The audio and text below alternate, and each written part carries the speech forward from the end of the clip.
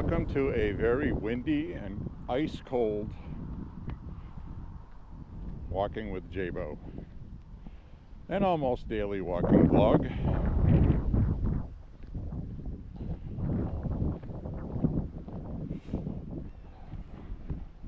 It is chilly today.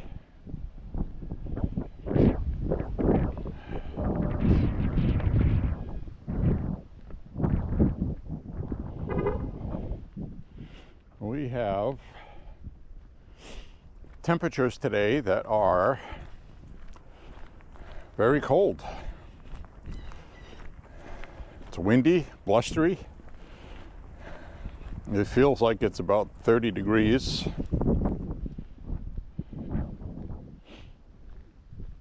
It's in the 30s, but it feels, it's like 37 degrees, but it's cold and it's windy and it feels dry air, which makes it feel like it's in the 20s. So anyway, we're going to go for a walk. I didn't walk yesterday because of high winds, 30, 40 mile an hour gusts. I don't walk and stuff like that, hot or cold. So basically, temperature had nothing to do with it. But today, I can tell you, is the first day that feels like winter, for real. And the low temperatures tonight are going to be in the teens. So that is right proper cold. Which also means, you flip the camera around,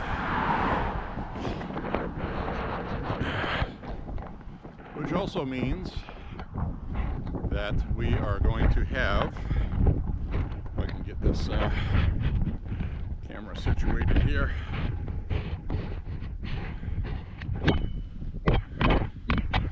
I'm having technical difficulties.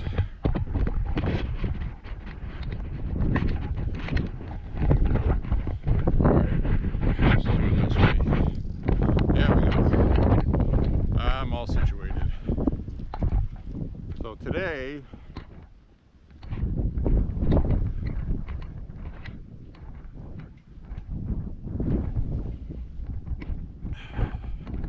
and you like my look for today.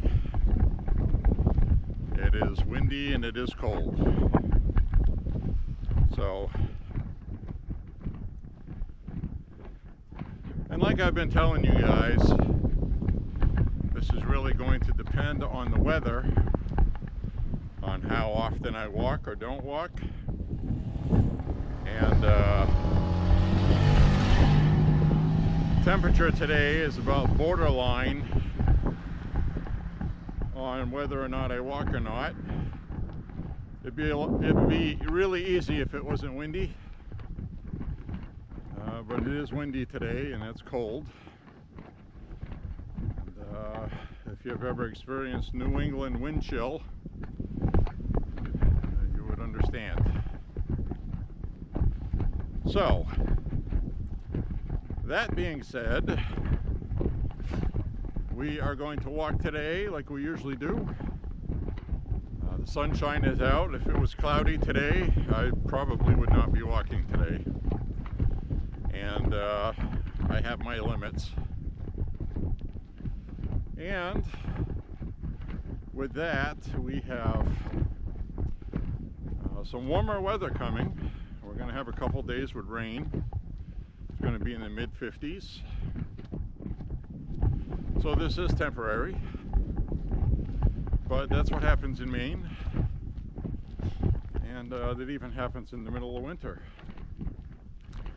We'll go through a week or two where the high temperature will be 10 degrees, the high, below zero at night, and then a front will go through and we'll have 28 degrees to 30 in the day, which obviously after it's cold like that feels like spring. So we'll be okay. I do want to tell you that I like what Trump has been doing with the transition team. pretty sure you've been keeping up on what's going on, I think. It is one of those things where we have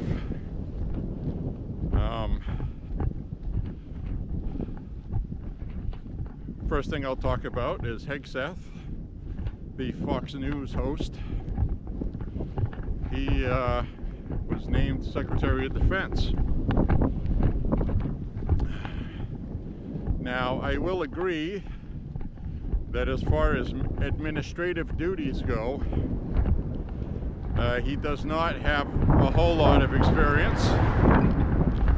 But what he does have is a keen sense of where the military should be. And also, unfortunately, the media doesn't really want to talk much about it. And a lot of the articles I've been reading barely mention it. But he is a combat veteran in 2 theaters of combat. The real stuff, real war, okay? Getting shot at. He has experience in that. And he was also awarded 2 Bronze Stars for valor in combat. So this guy's good. He's a veteran. And it just really bothers me that they won't give him the respect he deserves as a veteran, because a lot of the media still feels like they got to keep doing what they did to cause him to lose the election. So that's fine with me. Let him do it. Joy Reid was basically laughing that a Fox host is going to be the Secretary of Defense.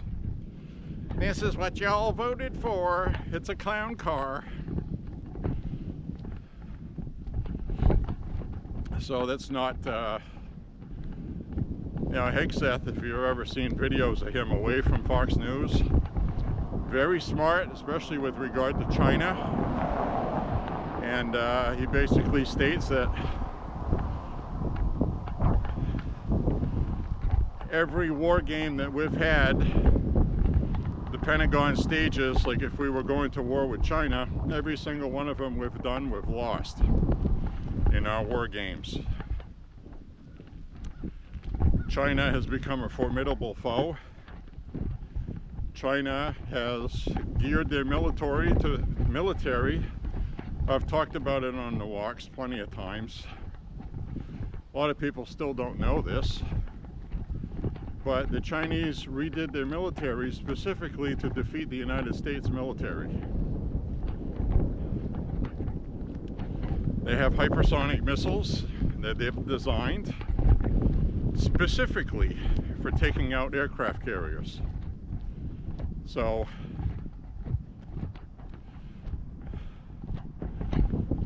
these hypersonic missiles, hey baby, these hypersonic missiles are designed specifically to take out aircraft carriers. So we have a fleet of about 10 aircraft carriers. These hypersonic missiles, in literally 5 or 10 minutes, could take out all of our aircraft carriers in one day if they knew where they were and they were targeted.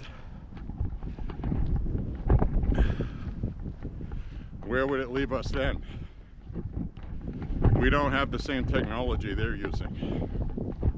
And this guy wants to fix that. That's very apparent. It's a smart thing. This guy's very knowledgeable. Give him a chance. You'll see what I mean. I don't watch Fox News. I don't really know much about Hegseth's broadcasting. I know more about him as a veteran, and I've seen plenty of video online with the podcast he does, and where he really says what's on his mind. He wants woke politics, DEI, out of the military, which is probably one of the main reasons why he was chosen. And we need to fix this stuff. Now, Trump has also, his team also came up with a warrior board, it's called, where these woke generals will be evaluated by the team and they'll be fired. That includes trans generals and things like that, that if the position that they hold was based on the fact that they're wearing a dress, they're gone. If it's based on their experience, combat, and intuitive, keen military concepts, then they won't be gone. It's going to be based on merit and character. And that's what people want. Hegseth also believes that women should not be in combat roles, because historically it has been shown throughout the ages that women are not as good as men in combat. We've all seen a lot of video clips, and I know I'm going to get crap for this. I know I am. Really sorry about that. But we can't negate science to make everybody happy. It's also why we shouldn't have biological men playing in women's sports. And so the American people have given a mandate. This is what they want. Here's my doggy friend.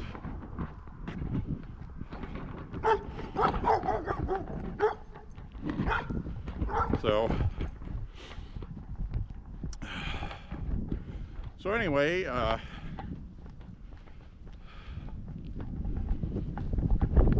women in combat roles. There is a thing called testosterone. It comes in very handy in combat. It is not a nice thing, but again, get rid of the DEI stuff. Women should be in a military combat unit if they have qualified like everybody else. They hold their weight like everybody else, and they can accomplish the mission. Just pull that off my face because I'm warming up now, and with it covering my face, it covers my ability to breathe also. So now that I got a sweat going, I should be okay. Ooh, that is some good wind right there. So anyway,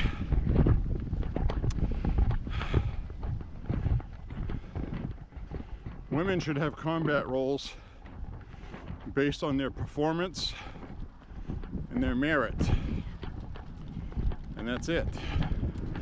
Should be the only qualification. There should not be a DEI quota that has to be met to make some politicians in DC happy. And that's going to start from leadership at the top on the way down. And Trump is going to be firing people. So,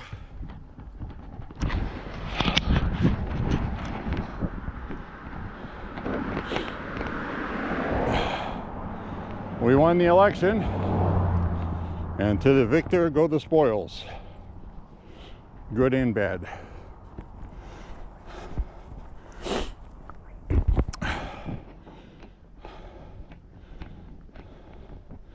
You are going to hear me sniffle today. I have to deal with it. It is cold.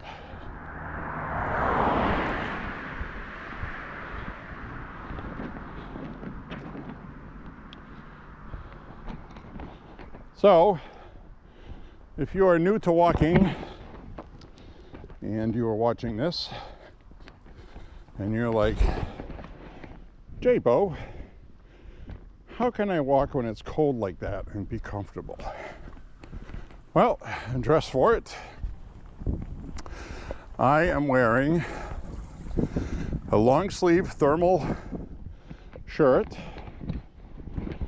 And I'm wearing a t-shirt over that.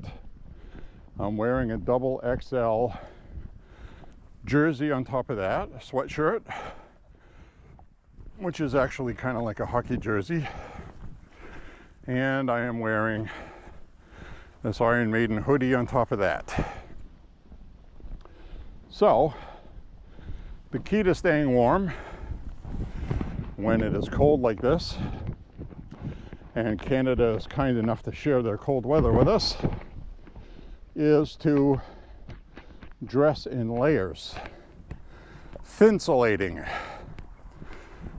Wearing 4 or 5 layers of relatively thin material is more comfortable than one heavy jacket. It will keep you warmer.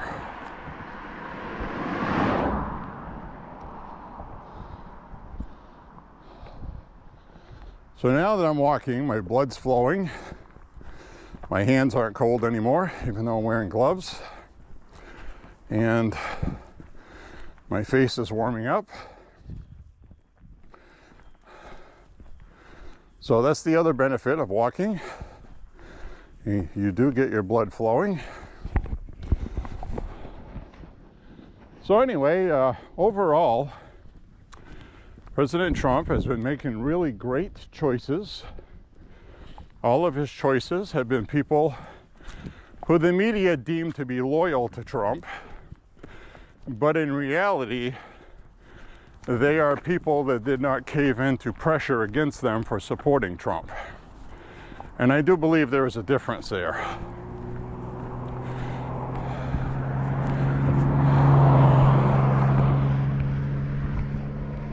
And what I mean by that is these people came under fire already by the media and the establishment, and they survived giving them the finger in the process. That is who we're going to need to get things done. And I think that is very important. And that's what we're seeing. So, right now I am seeing a lot of anger and jealousy from the media towards Elon Musk. Even though Vivek Ramaswamy is going to have the same opportunities to do the same thing, to cut $1 trillion out of our budget of wasteful spending. But keep in mind, and this is why Elon Musk is good for this, is Elon Musk is not going to have an appointed position. As far as I know, he's going to be like a czar. So he will have to adhere to current rules and standing. So we'll see what happens. But he should be able to come in and manage the current budget much better than it is now. And when we see things like aircraft rivets and bushings, when you see somebody testifying to Congress holding up a $100 bag of metal bushings that we paid $90,000 for, you can see why this needs to be fixed and how much of this money is being squandered as favoritism to the lobby supporting politicians in DC. It's a big mess that needs to be cleaned up, and like always, it's always follow the money. So Elon Musk and Vivek Ramaswamy, two self-made billionaires, are going to do just that. Now, Elon Musk took over Twitter, paid $44 billion for it. A lot of the advertisers got angry, boycotted, and pulled their money off it. And Elon is still recovering from that.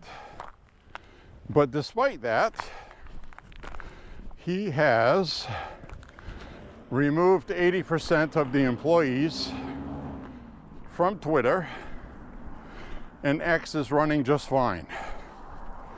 So that is 80% of wasteful spending that he cut to save money. And he knew that when these advertisers were going to leave to try to bankrupt Twitter, that he was going to have to do that. And he did that. And you had a lot of people that worked for Twitter who pissed and moaned about it, whined, cried, and they took their ball and they're going home. They quit. Because they were actually told they're going to have to work a lot more than they did before.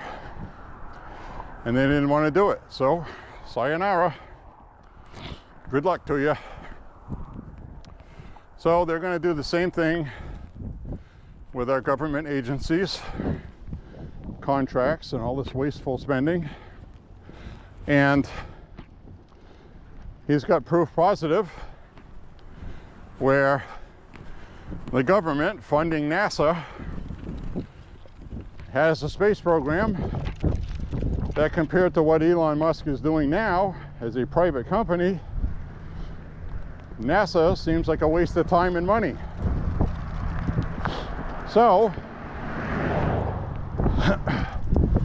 the point being, Elon Musk can team up with NASA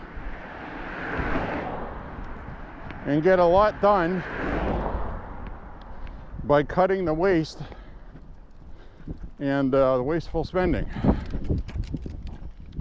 We have a corrupt Department of Justice, corrupt FBI, corrupt FDA, corrupt CDC. Anything that's got 3 letters in it is corrupt right now. EPA, yada yada yada, NIS, CIA, NSA. And these people are going to be cleaning house at levels we've never seen before, because they are brilliant people that are good at what they do, and it will be done.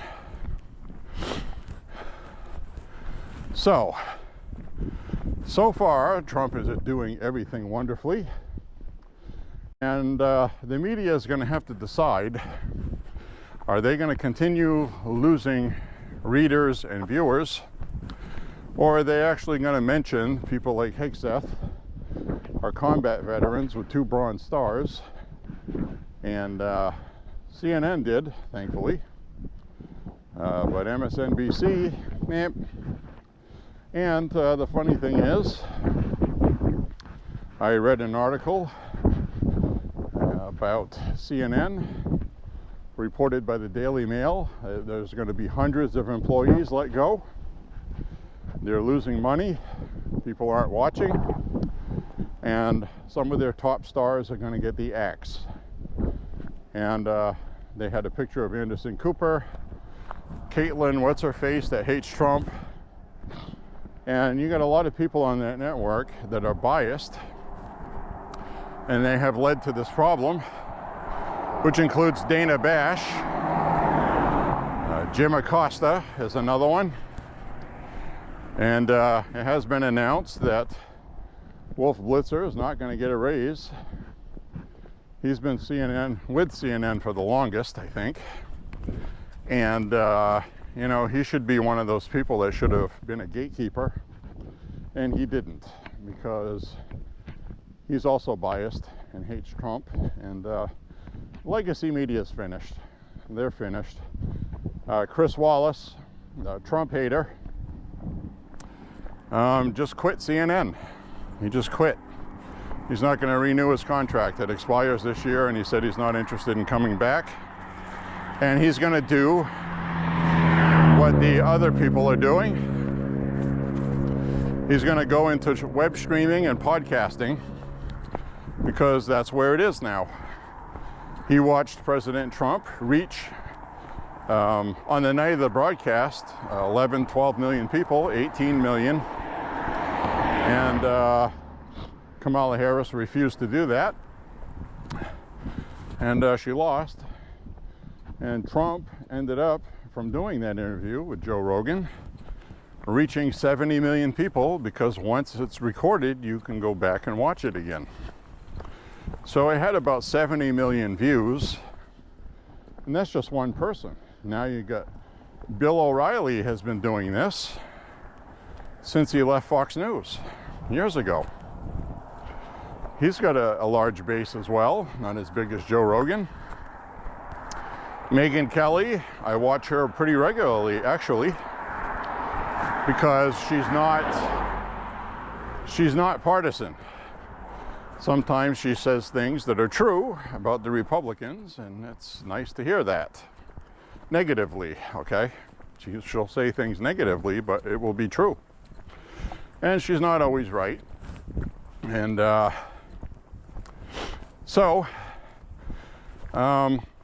speaking of podcasters that are famous, Alex Jones' studio and all of his equipment is going up for auction today to pay the families of Sandy Hook, which, I'm sorry they lost children and stuff, but Alex Jones was not the problem.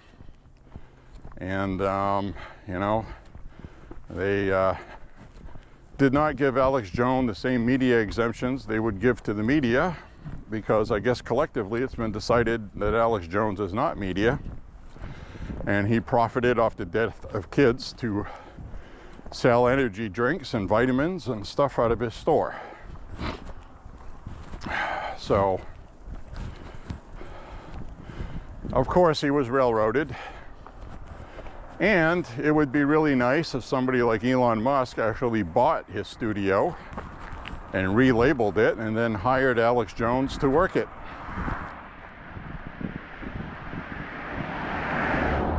To me, that would be just desserts. So we'll see what happens. And the other thing I thought of is Comcast is talking about selling MSNBC because it is losing money very badly, and they've lost 50% of the few viewers they had because of the election. So there you have that.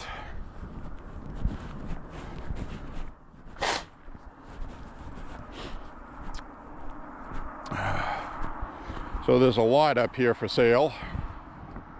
It looks like they're building a structure right there. They got some framing for a roof, probably a garage or a barn or something. I think they're going to sell that property to either some sort of business. I do know that locally there was a business permit given for a salvage yard, which had to have an inspection having to do with EPA stuff and regulations, because you're going to have things like oils and things like that that could run into the soil. More government over-regulation. But there are people around here that use well water. So very few these days. But anyway, Trump's appointees seem to be doing well. Kristi Noem, South Dakota, or North Dakota, South Dakota, I think. She was one of the few that didn't adhere to these ridiculous lockdown and COVID protocols. Her state really was not impacted by COVID. It is sparsely populated, a lot like Maine is. And so anyway, she is going to be the Department of Homeland Security appointee, who is going to have to be vetted by the Senate. Confirmation hearing. It's going to be interesting to see what the Democrats do. If they're going to try to obstruct Trump's agenda, or are they going to listen to the voter mandate? Good news is Republicans will have 53 senators. The real problem is that these hearings usually take a lot of time, and the Democrats are going to stonewall and try to delay these nominees from being appointed. So we're going to see a lot of the same BS, but this was such a thorough ass kicking on the topic of economy and the border that a lot of these Democrats might, or enough of them, will go along with this, because this is, make no mistake, this is a mandate.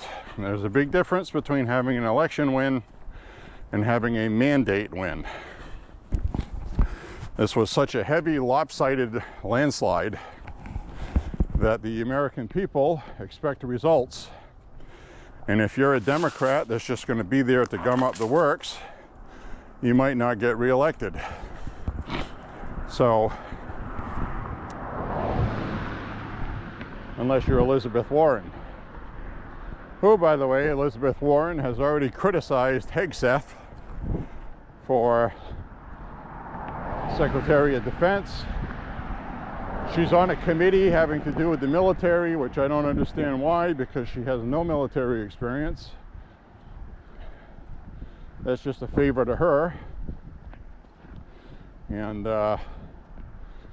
she showed it by making a post on social media saying a TV news host has no business being in the Pentagon. And of course, the entire internet world reminded her that he is a combat veteran in 2 theaters of war, 2 Bronze Stars for valor, something the vice presidential nominee, Walz, Tampon Tim, had to fabricate. He lied. So there's going to be a lot of squawking like that. She's trying to spread a poison pill throughout the Senate to try to get their coalition of normal people, normal Democrats that always bully and gang up on Republicans, to put on a circus with these nominees. And it's going to do like everything else the Democrats have done in the past 4 years. It's going to fall on its face. It's not going to hurt Trump. It's going to hurt themselves because of the mandate. The people want results. They want something to be done about it. So now, if there is a nominee or an appointee that there is legitimate concerns about, we should listen to that. But I'm not seeing that, and the people that have been chosen, I don't think I'm going to see that. Ratcliffe, perfect example, former congressman, and he was also White House DNI for Trump, and Director of National Intelligence. So he was in the White House. He did a great job. He's the one that exposed the corruption, exposed the actual phone call between Trump and Zelensky. So he should get approved for CIA director. I don't see any problem with that. He'd be very good at it and trusted, and he loves the country. So we got a lot of appointees to get through. We'll have to watch that. Now, today, and I told you if I was wrong, I would say it, I really expected John Cornyn of Texas to be named the majority leader for the Republicans. And it turns out it was John Thune. Thune is kind of a mixed bag. What I don't like about him is he went on the record after January 6th making some pretty nasty comments about Trump. And, you know, that's not somebody I can trust with Trump's agenda. But they had a secret ballot. Senators voted. They don't want their vote made public. And I don't like that. That looks a lot like, well, we could stick a knife in Trump's back without anybody knowing. So that's what they did. And we can't do anything about that. That's the way it was set up by our founders. They had a vote. It's democratic.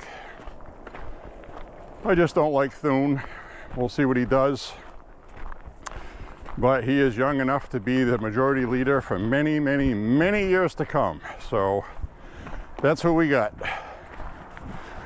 I am very happy it was not Cornyn. Cornyn is a rhino, bona fide. Thune, on the other hand, is a lot like, and please forgive me for saying it, a lot like Susan Collins in that he'll play both sides. And the reason why that can be good or can be bad is that when you're playing both sides, you can make some friends across the aisle to get certain things done or certain people appointed. And that's the way DC works. It worked that way in the 1700s, so this is nothing new. And but the point being, Trump has a 2-year window to get things done, which is not much time.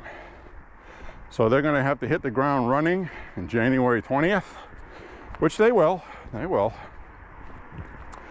And right now, the Republicans have 216 seats in the House. And there's quite a few left to decide their elections. But it's pretty much a given. Decision Desk headquarters 2 days ago already decided that the Republicans have won the House. But you're not going to see the AP and New York Times do that officially, because they're dinosaur publications that hate Republicans. They hate the Republicans. So they drag their feet. Kind of like when Trump came out on stage to accept being president, and Jake Tapper was wondering why he was coming out on stage, because they still have states that haven't been decided yet. They just didn't want him to win. So anyway, that's how they work. So with that being said, we are going to have a good time. Regardless, we are going to get a lot done. There'll probably be a couple things he wanted to get done, he couldn't get done because of Congress or the Senate or whatever. But from the press conference I watched with the Republicans a little while before my walk, actually just before I left the house, they had a little press conference, and they said that the American people have set a mandate.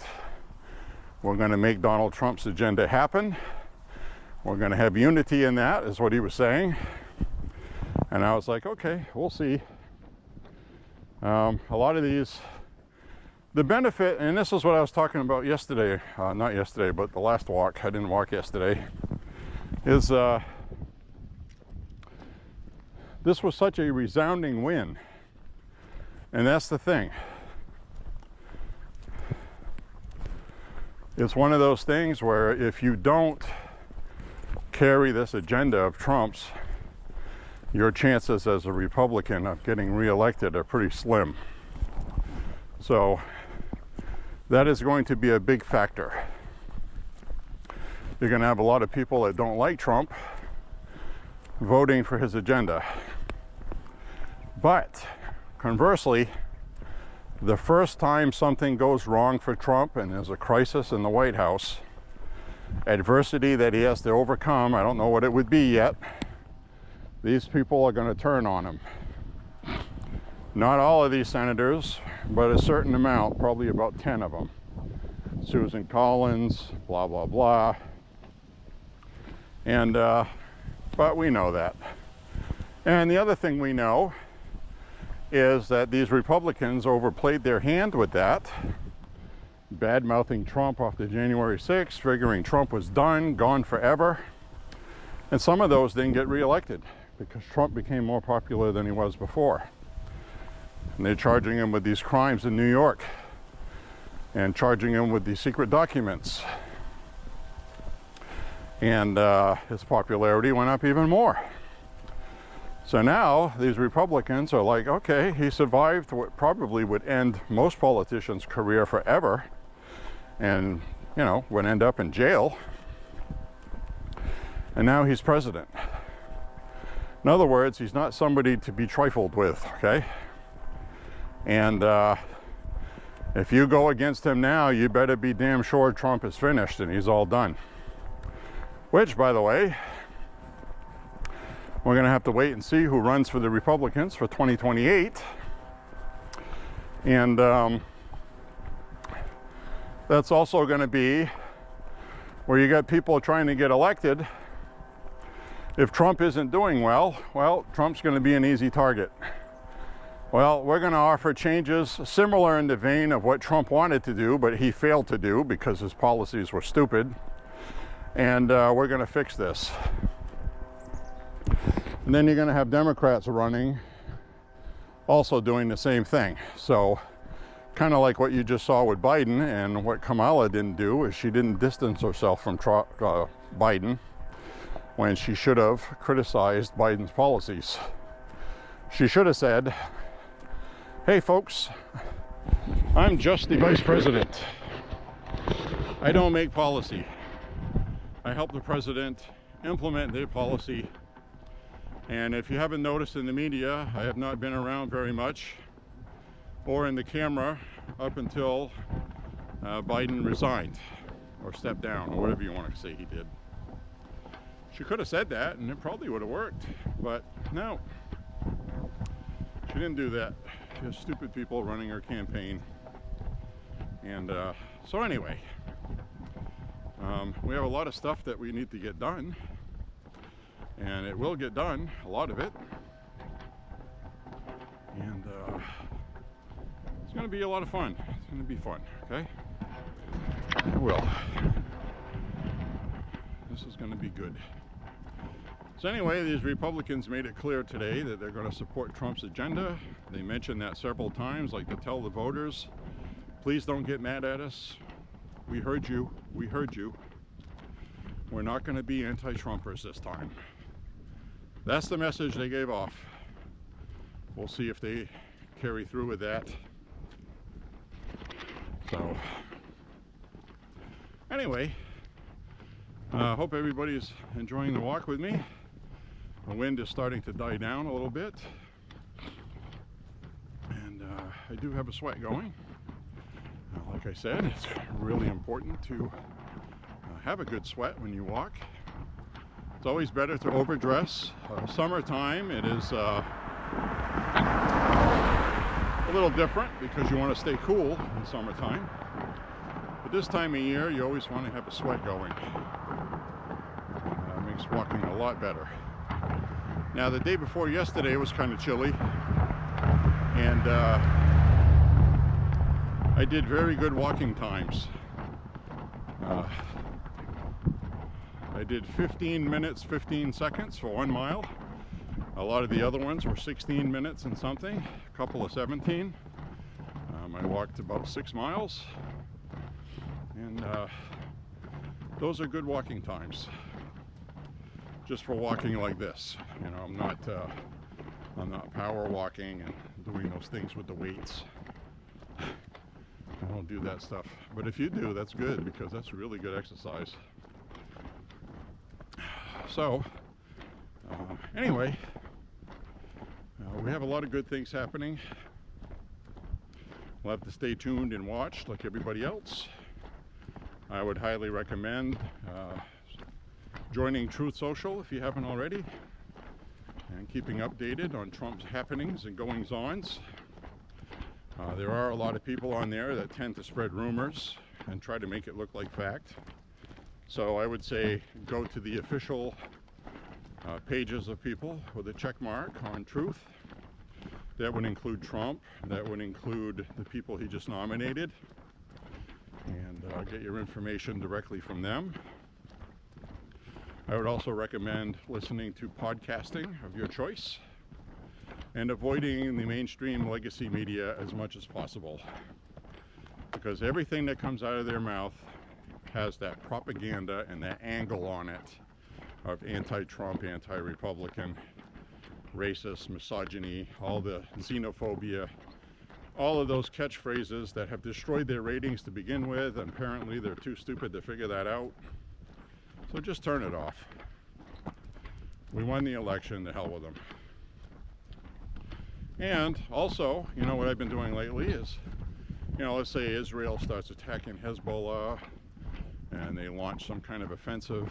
I'll actually find an AP or Reuters live feed without the news commentary, just so you can watch what's going on, and watch press conferences given by the people involved, and just do the media's job. When you see a press conference, the media attends it. The media then takes the information that was given at the press conference, and then they translate it into their propaganda. They will chop certain parts of the sentence off to frame their agenda that they've been told that they need to push as a narrative on their corporate propaganda. You're not getting news. So watch the press conferences yourself. They're always available. You don't have to watch it live. Watch a restream. You know, through the boring parts, just skip through it. Get to what you want to hear. And I'm telling you, I know more now than I ever have just by serving myself the information.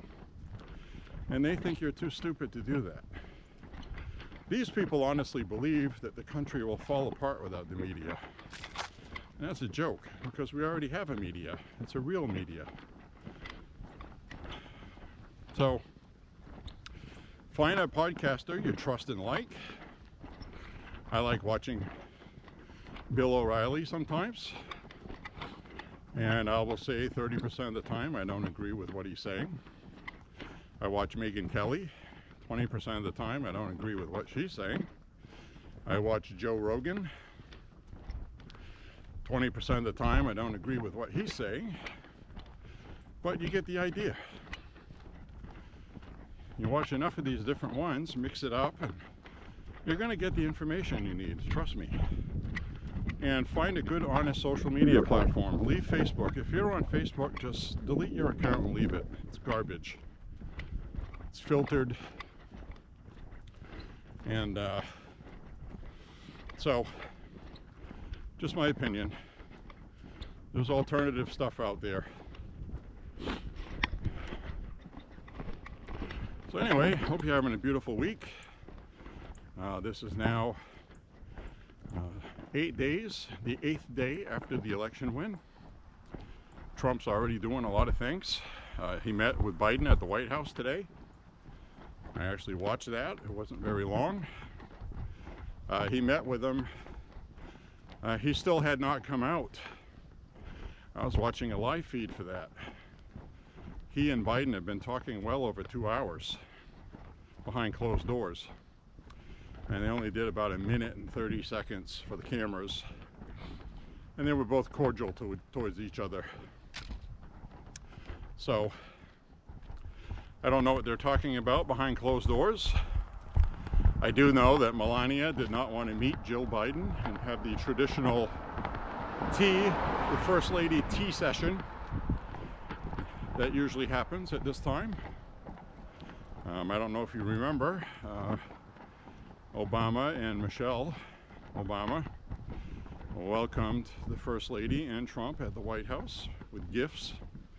Melania Trump brought some really nice stuff and very expensive stuff, gifts. So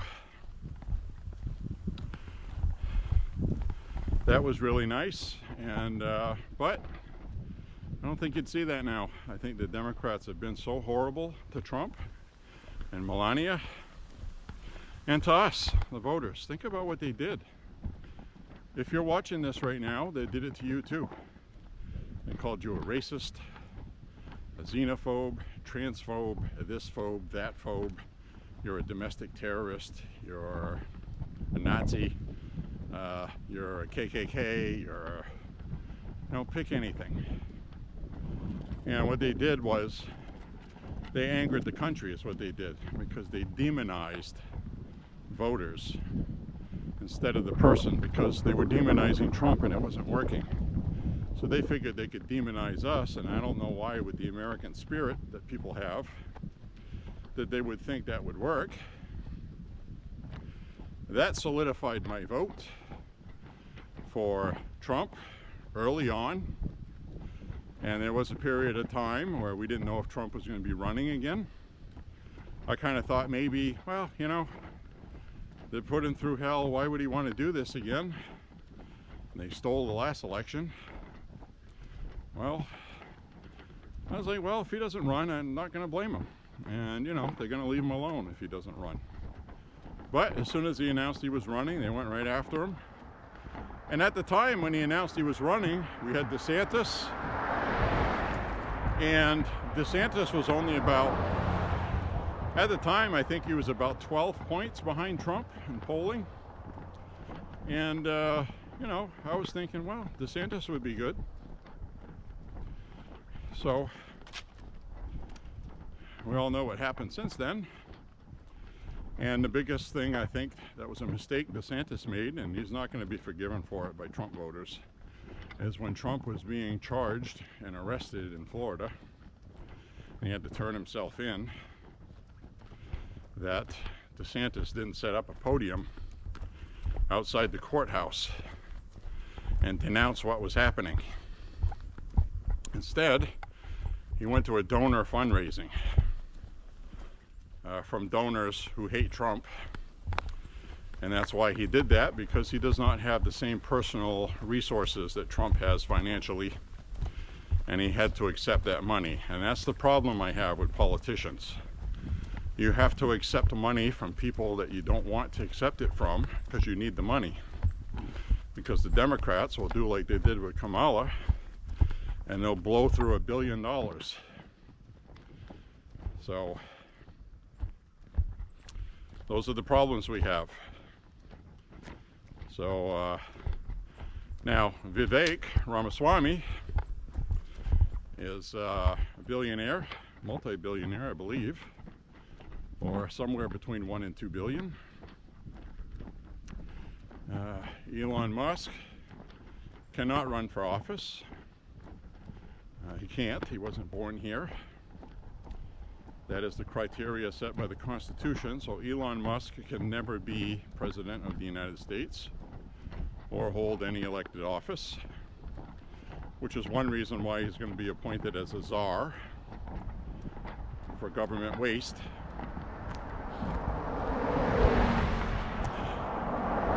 And so that's just the way that is. Vivek, however, can run, and that's going to be based on the job he does with Trump. DeSantis, more than likely, is going to run for president in 2028. He will be out of office from Florida, I believe, by that time. It'll line up for him. And I think a lot of Trump voters will forgive him if Trump endorses him and says that he has his back. And Trump had a very successful presidency. Somebody like DeSantis would be good, especially with the DEI and all this woke bullshit, which hopefully will be vanquished by then, for the most part. And we have the potential to really set up a good run in Washington, D.C., to hopefully make this the corruption era that was ended in the United States before we self-imploded and we destroyed ourselves, which is where we're headed now. And Trump is our last hope. And, to be honest with you, when Trump first got elected in 2016, he didn't know all the ropes. He didn't know really how D.C. ran, and it hampered him, unfortunately. But he was president, and look at everything they've done to him. And he has learned a lifetime's worth of learning in DC, and that is not going to work on him this time, and he will be effective. So we're going to see what happens, but I'm confident everything will be great. I'm also confident that within a year, people's prices are going to go dramatically lower. And that's going to be based off the new energy policy. So this is going to be good. Very excited. So we're going to get to the appointees like Tulsi Gabbard and all these other people. Good people. We'll see what RFK does with the CDC and the FDA. And this is going to be really interesting to watch. So the other thing that's happening right now, because of Elizabeth Warren, is they are hurrying up and rubber stamping all these judicial nominees, as many as they can, to pack the courts with social justice justices, okay? Woke stupidity people on the bench. So unfortunately, there's no short supply of those fools. But that's what we have in a democracy, folks. So anyway, it's about 2:30 in the afternoon, and that sun, as you can see, is sitting almost on the horizon. That is a winter sun. In the summertime, it's way up there cooking everything. But now we're at an angle. So anyway, we're gonna move on and enjoy Trump 2.0. It's gonna be nice. It's gonna be very nice. And everything's good with the world again. So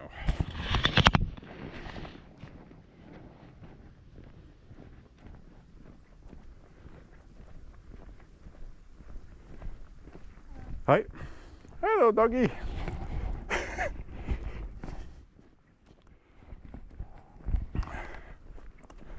So we'll walk on this way.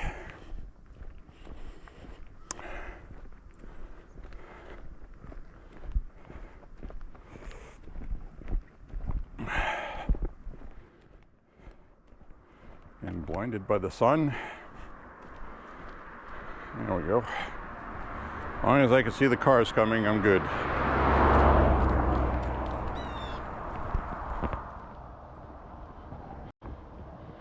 You can see the trees are all naked now. I'm sure they're embarrassed.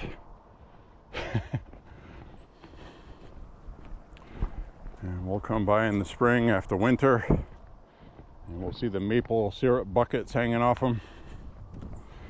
Pretty common in this part right here. And so I guess that's it. I mean, we're on our way, folks. Now it's going to be time to find all these cool little live feeds on YouTube so we can watch Trump moving around on Air Force One, and the day that he transfers to Air Force One will be broadcast.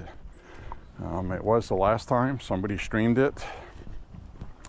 So he will be at the airport. He'll leave his Trump plane behind. He'll leave Trump Force One behind and get on Air Force One, where he will remain till he comes out of office. So, very cool. He put a lot of miles on his plane campaigning. Probably, if it hasn't already, we'll get a maintenance overhaul, which I'm sure costs a lot of money. And so that should be nice. Oh, that sun does feel good. Low in the sky or not, it feels good when it's on.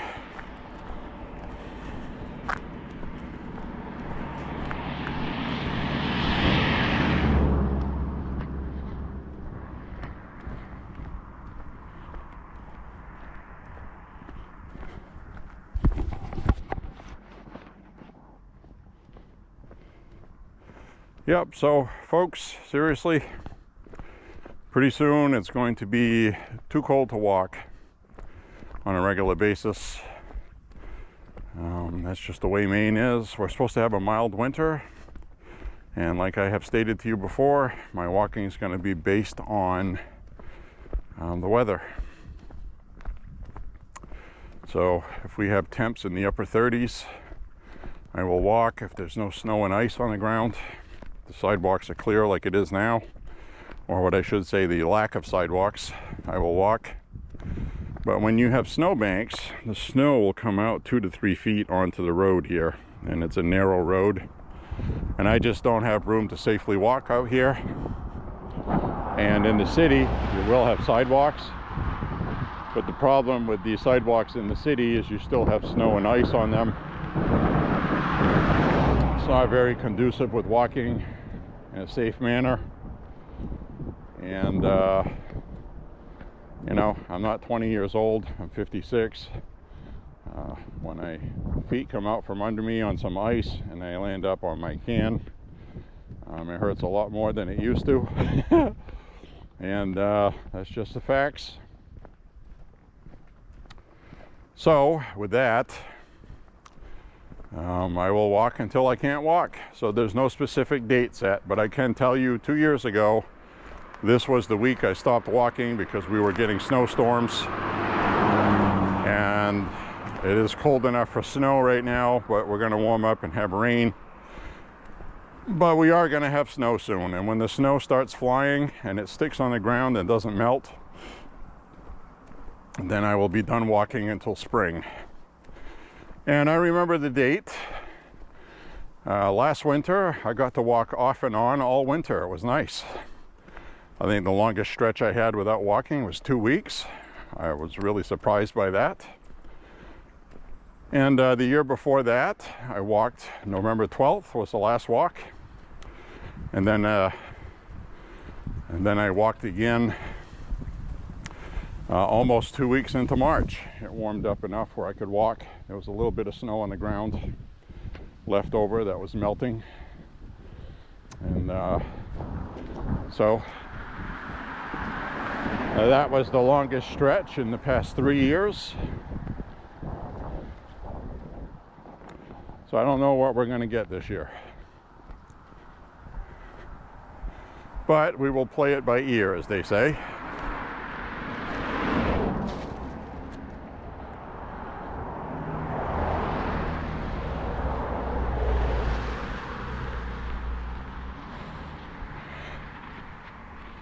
We'll be okay.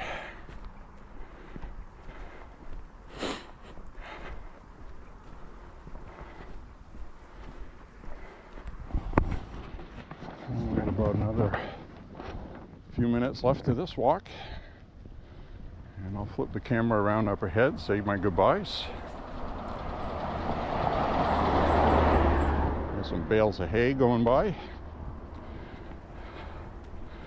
bringing bales of hay to feed their farm animals, probably horses.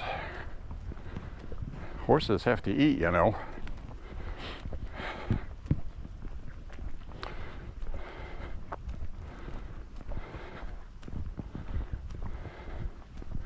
Got cows.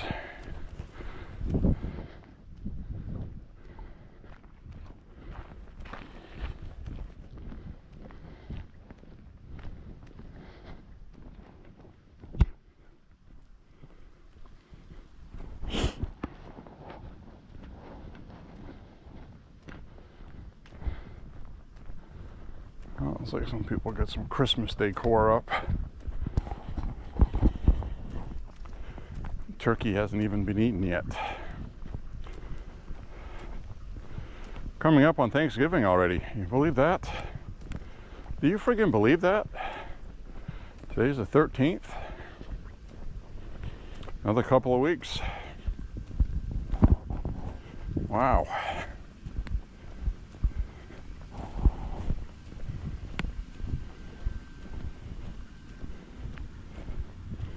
They got a Grinch. They got an inflatable Grinch.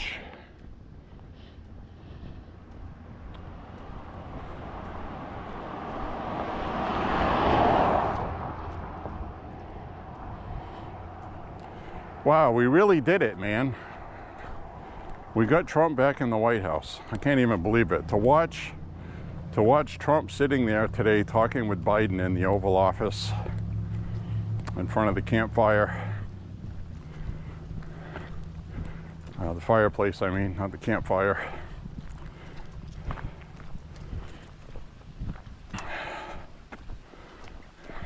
That was really cool. He's back. Nothing's going to change that. Nothing's going to stop that. You know, we're so used to always being on the defense, and now we actually won and we're on the offense. It's actually quite the adjustment to make. And that's what I was trying to say about the media earlier, is when he was first elected, every little thing he did, the media magnified it, chopped the end off of it to make him look worse than it is. And they're not going to be able to get away with that this time. That's not to say they're not going to do that, but it's not going to work for them. It didn't stop him from getting elected. The American people tuned out, in fact. Emphatically said, nah, sorry. We know you're doing your tricks, media. And we don't like it. So, you know, that's it. Ooh, I'm very happy that wind is gone now. It's just about gone. First started this walk, it was going crazy. So anyway, we're going to kick back and we're going to enjoy the win, and now all Trump has to do is a good job. So we will be watching to make sure he does. I'm sure he will. He's got good people. He's surrounded himself with good people this time. And like I said, Susie Wiles, his White House Chief of Staff, is going to keep the clown cars out of the White House. The people looking to grift a job. So it's only going to be people that will be loyal to Trump, 100%, will do a good job, and will be effective with no ridiculous baggage. So the best that the media has been able to do thus far is talking about Trump's new best friend, Elon Musk, who is probably controlling Trump and what he does and influencing him. This is the best they have at this point to discredit. And, you know, it's ridiculous. Oh, Elon Musk has got this company X and space program. He's just going to enrich himself. Well, Elon's stock did go up $50 billion worth since Trump won, because Trump has said that we're going to Mars. And you know, the bottom line is Elon Musk's SpaceX company is better at space than NASA. NASA is another bloated government agency who is hamstringing itself from progressing and getting things done because of bureaucratic BS like we see in all the other government agencies. So our government just is anything with a three-letter name or any government establishment is bloated down in bureaucracy. That goes for the Army, the Marines, Air Force, Space Force, NASA, all of these agencies. I mean, there has to be a major league overhaul and a king-size enema to clean out all the garbage. And they have a big job ahead of them. And they're going to be busy.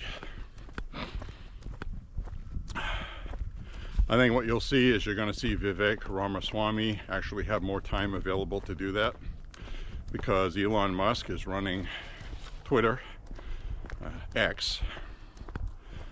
He's running SpaceX, Tesla, and he's also got his AI industry that he's in. So he's very busy. And but things will get done.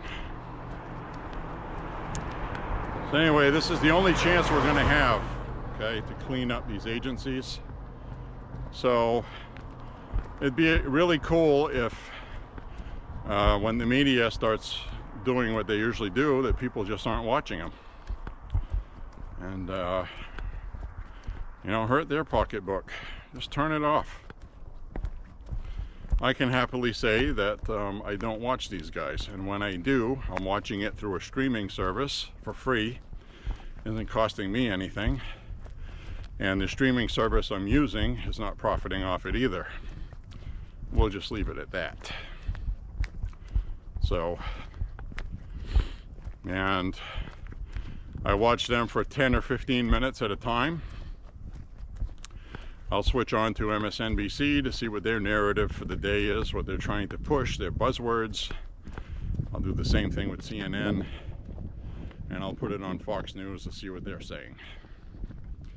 And I watch each one for about 15 minutes, and just to get what their talking points are. Their marching orders they've been given by their bosses who hate Trump. So,